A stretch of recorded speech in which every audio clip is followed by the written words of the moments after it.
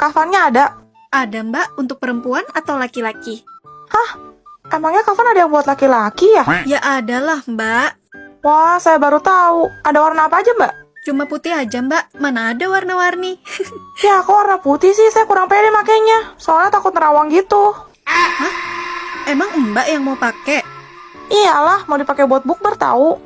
Oh, tren baru kan mbak? Iya loh, kan lagi tren tuh. Bukber sambil pamer-pamer outfit kan? Tapi circle mbak agak lain ya. Maksudnya? Iya, masa bukber outfitnya cosplay jadi pocong sih mbak? Ya ampun Juliet, kamu ngapain di sini? Ada teman kita yang meningsoy kah? Hah? Maksudnya? Ini kan toko perlengkapan jenazah Juliet. Aku tuh lagi cari kafan buat acara bukber kita. Emang kamu gak lihat di grup apa? Outfitnya tuh pakai kafan. Ya ampun Juliet, itu kaftan bukan kafan. Oh, salah kah?